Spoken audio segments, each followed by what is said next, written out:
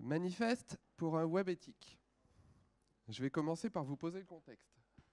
Je m'appelle Arnaud Malon, je travaille dans le groupe Crédit Mutuel et c'est ma première conférence.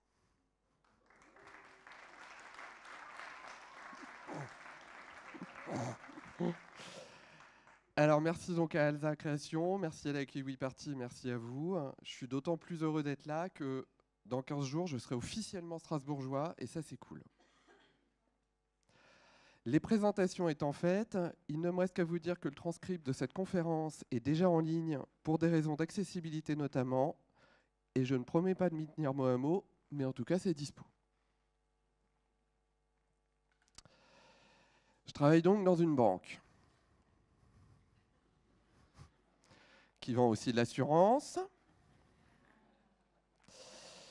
Et plus exactement, je fais partie de la direction commerciale où je fais du marketing. Et pourtant, j'ai des valeurs qui m'importent. Il faut dire que je zone sur le web depuis plus de 20 ans et que depuis plus de 20 ans, je suis enthousiasmé par cette utopie incroyable. Un village planétaire, universel, décentralisé, ouvert à tous, où chacun est encouragé à donner et à recevoir, où la connaissance se partage, pour mieux s'enrichir et où tout le monde est égal, où on dépasse les différences. Mes études m'ont appris beaucoup de choses, mais pas la conception web. Du coup, j'ai appris en faisant, et en faisant des erreurs souvent. Par exemple, j'ai découvert qu'il était de bon ton d'optimiser ces images en 1996, quand, en rendant visite à des amis utilisateurs de modem, ceux qui faisaient tu, et que je me suis rendu compte de la différence avec notre réseau universitaire et de l'impact de mes grosses images à la con sur leur nerf, voire à l'époque sur leur portefeuille. Peu à peu, j'ai appris à structurer mes informations, hop là,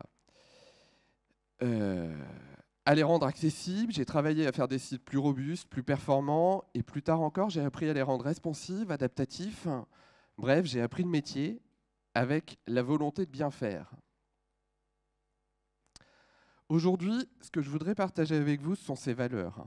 Et comme je me rends compte que certaines sont, si ce n'est en danger, du moins questionnées, je voudrais en profiter pour faire un inventaire de ce que nous, travailleurs du web, pouvons faire à notre niveau pour contribuer à ce qui reste accessible, c'est-à-dire respectueux des gens, à maintenir son universalité, à travailler à sa pérennité, tout en faisant un usage raisonné des données et des ressources.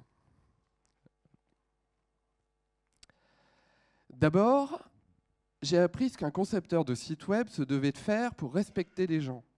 Un web respectueux des gens, c'est un web accessible à tous. En me professionnalisant, mais aussi en essayant de rester à l'écoute, j'ai pris conscience peu à peu de la diversité des utilisateurs de nos sites, mais aussi de la chance que le développement d'Internet pouvait être pour eux. Et donc de la nécessité impérieuse de tenir compte d'un concept alors assez barbare, l'accessibilité numérique. Je suis expert AccessiWeb depuis 2008. Alors, une petite définition de l'accessibilité selon Tim Berners-Lee, l'inventeur du World Wide Web, au tournant des années 90, l'accessibilité numérique est la mise à disposition de tous les individus, quel que soit leur matériel ou logiciel, leur infrastructure réseau, leur langue maternelle, leur culture, leur localisation géographique ou leur aptitude physique ou mentale, des ressources numériques. Alors, être expert AccessiWeb, ça veut dire quoi? L'esprit d'Internet, c'est permettre au plus grand nombre d'avoir accès à l'information, de participer au débat, ou juste s'il en a envie de poster des photos de chats sur Facebook, on ne juge pas. L'important, c'est que chacun puisse apporter sa voix. On cible plusieurs déficiences, sensorielles, cognitives, motrices, mais la déficience n'est pas le handicap. Le handicap, c'est quand une personne perd, ne serait-ce qu'en partie, cette possibilité de consulter ou d'interagir avec nos sites. Nos visiteurs peuvent avoir des déficiences, mais s'ils subissent un handicap, c'est de notre faute. L'essence du web, c'est son inclusivité, c'est-à-dire le fait que tout le monde soit invité à y participer. L'accessibilité, c'est le moyen que nous avons pour que ça reste une réalité.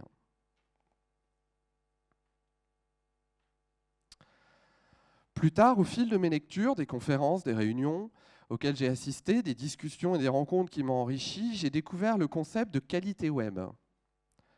C'est un autre concept barbare, peut-être un peu plus simple à promouvoir en entreprise que l'accessibilité. Et je dis ça sans renier la nécessité de l'accessibilité, mais l'intérêt de la qualité, c'est que c'est un concept tout aussi positif, mais plus vaste, une sorte de méta-concept.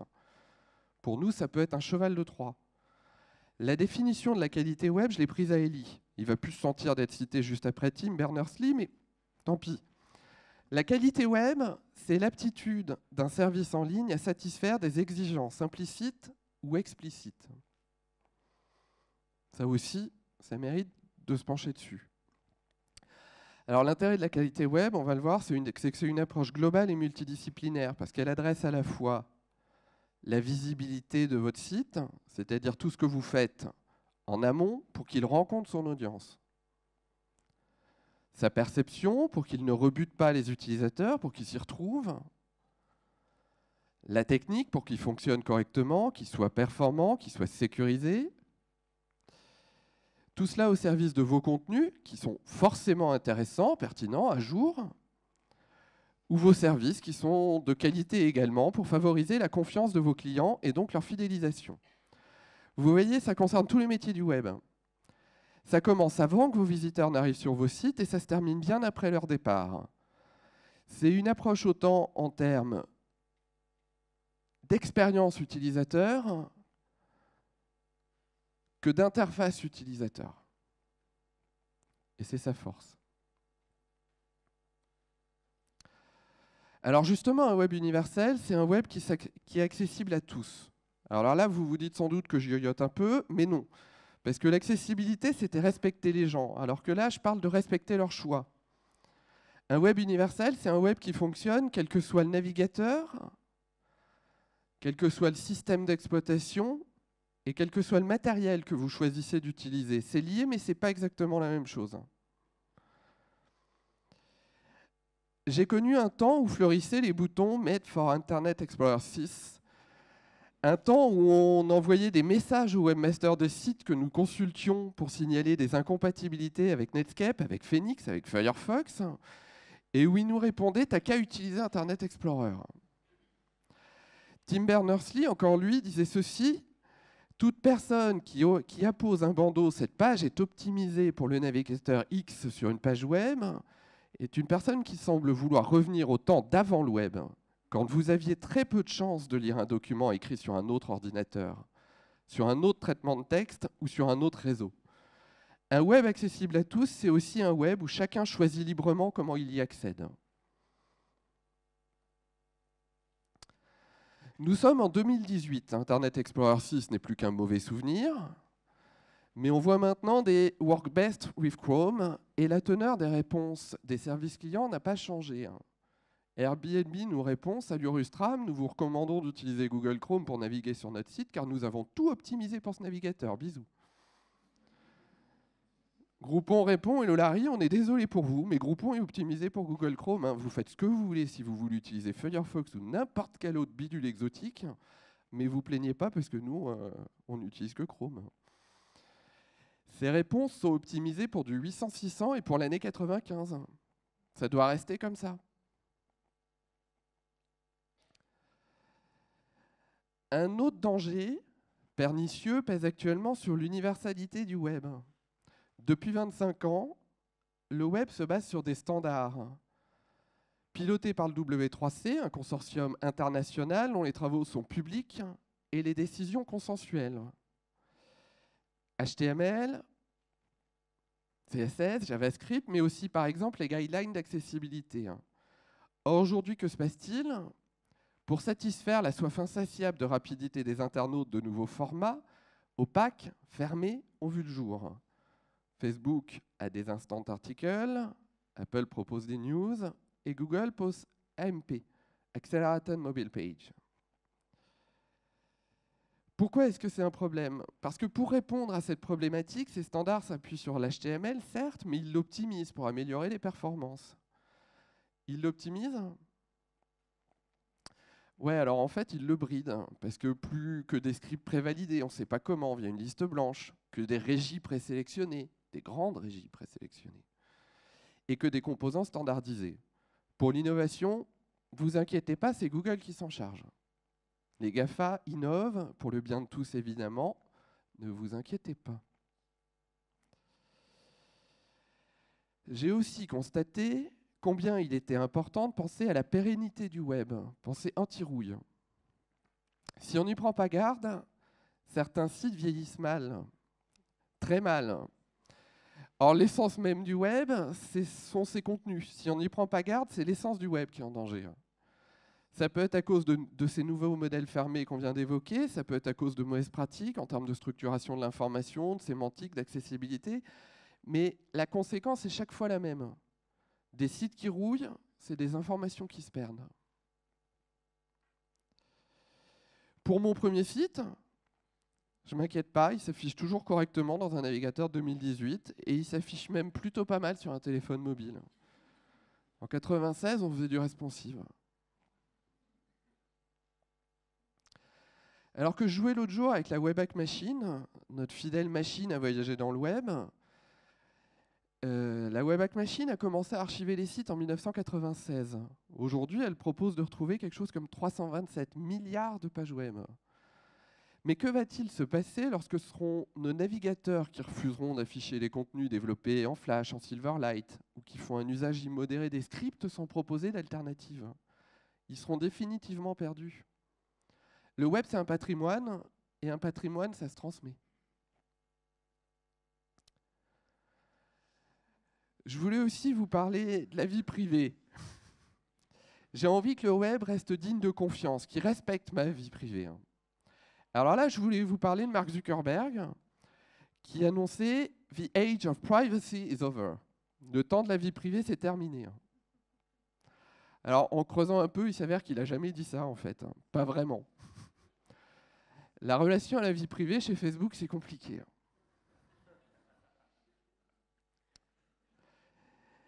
Du coup, j'aurais pu vous parler de Google et d'Eric Schmidt qui s'étonnent de ce besoin qu'ont les gens de protéger leur vie privée. Pour Eric Schmidt, si vous avez quelque chose que vous ne voulez pas que l'on sache, peut-être que vous devriez commencer par ne pas le faire. C'est-à-dire que pour Eric Schmidt, si vous avez une vie privée, c'est louche. Sauf que moi, question vie privée, je serais plutôt Edward Snowden.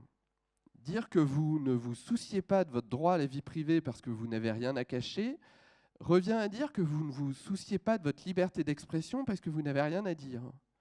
Ou de la liberté de la presse parce que vous n'avez rien à écrire. Eh bien moi, ça me préoccupe. Et c'est pas parce que j'ai des choses honteuses à cacher. Je pense pas.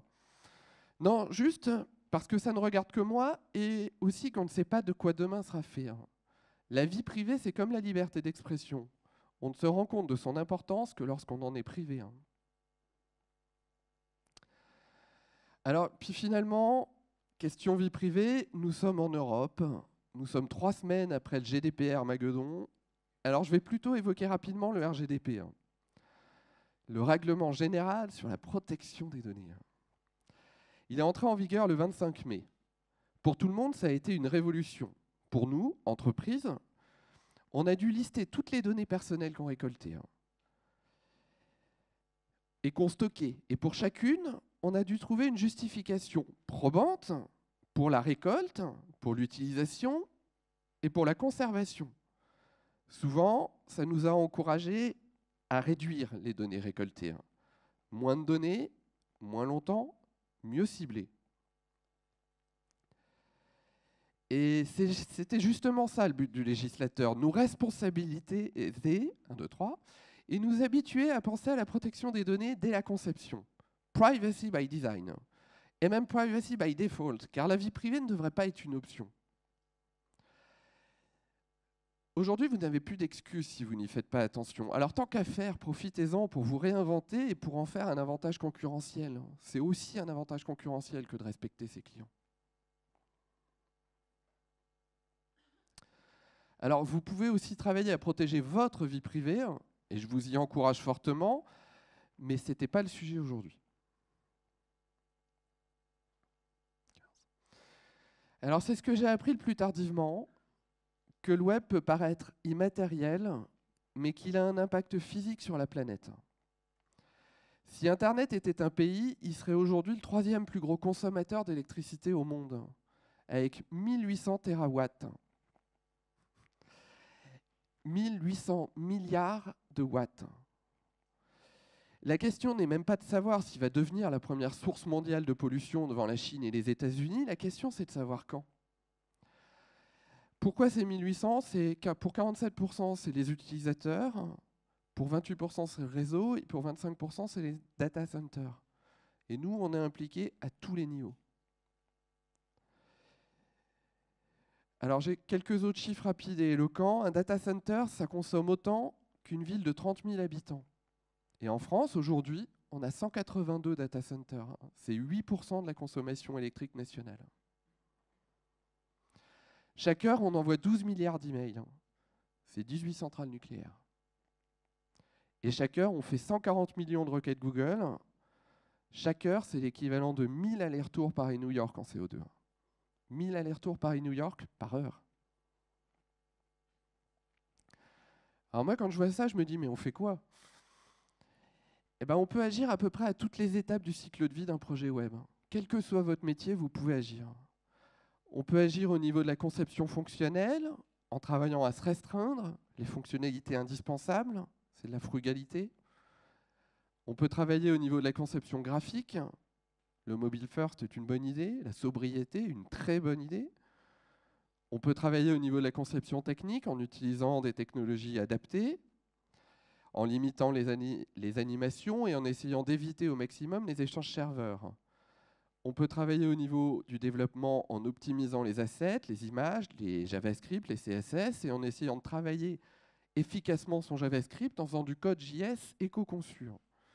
Et enfin, on peut travailler au niveau de l'hébergement en essayant de livrer des contenus optimisés, si possible, statiquement. Et au niveau de l'hébergement, on peut gagner à peu près 60% au niveau des conceptions graphiques, fonctionnelles, techniques. On peut gagner à peu près 15% au niveau du développement et on peut gagner 25% au niveau de l'hébergement. Quel que soit ce qu'on gagne, c'est énorme pour la planète. Je vous l'ai fait rapide, mais comme le web est le web, certains se sont déjà interrogés sur les méthodes de conception responsables, Opquast encore, Green IT. On trouve beaucoup de choses, on peut s'en inspirer, on peut les appliquer, voire on peut contribuer à les faire connaître, mais aussi à les faire évoluer. Et là aussi, vous pouvez aussi travailler votre empreinte digitale. Et là encore, je ne peux que vous y encourager, mais ce n'était pas le sujet aujourd'hui. Alors soyons clairs, je ne vous demande pas de mettre en ligne que des sites totalement accessibles. Labelliser AAA, que des pages qui respecteraient l'intégralité des référentiels qualité, que des chartes sans images, pour économiser de la bande passante. Je ne vous demande pas de renoncer à utiliser des données personnelles quand c'est utile et pertinent. Utile et pertinent pour moi, pour vos clients. Non, je vous demande du bon sens, de la bonne volonté. Je vous demande de vous impliquer et de vous sentir concerné. Et surtout, je ne vous demande pas une révolution. Je vous demande des changements positifs, petit à petit, à petits pas. Je vous demande de multiplier les comportements vertueux. C'est le concept japonais de Kaizen. Kai, le changement, et Zen, le bon. C'est un concept qu'on utilise dans l'industrie pour désigner un process d'amélioration continue qui implique tous les acteurs de l'entreprise. Or, l'amélioration continue et l'implication de tous les acteurs, aujourd'hui, c'est ça dont on a besoin. Un web éthique, avant tout, c'est l'éthique de ceux qui font le web. C'est votre éthique. Et j'ai un one more thing. C'est que si vous voulez bosser dans un groupe qui a des valeurs, dans une équipe qui a des principes, avec un mec qui essaye d'avoir une éthique, viens d'eux, on recrute. J'ai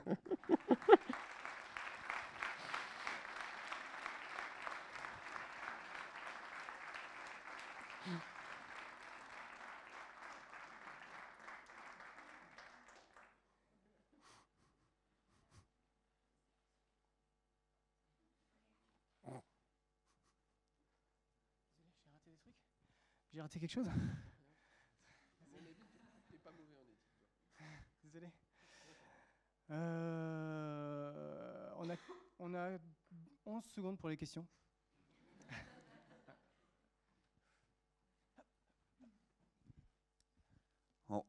Ça risque d'être un troll pour commencer la journée.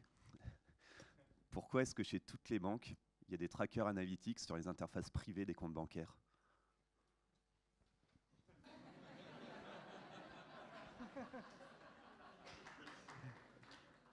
Parce qu'un tracker analytique, c'est aussi un moyen d'analyser les parcours de nos clients, de savoir comment ils utilisent nos interfaces pour essayer d'améliorer les parcours et essayer d'être plus efficace pour nos clients. Je réponds pour ma banque. Je ne dis pas que ça vaut pour tout le monde, mais il y a une vraie raison. Un tracker analytique, ce n'est pas juste épier. On a un problème si les données sortent de la banque, on a un problème en fonction de la manière dont elles sont utilisées, mais c'est comme le RGDP. Collecter des données n'est pas mauvais en soi. C'est l'utilisation qu'on en fait qui peut être mauvaise. C'est pas moi qui ai choisi.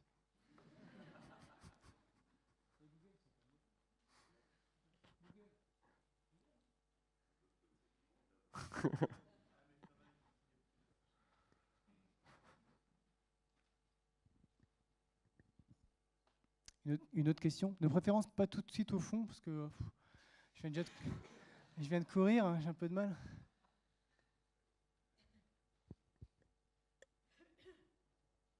Non, pas d'autres questions?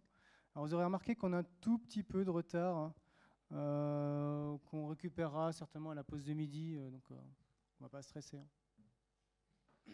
Merci.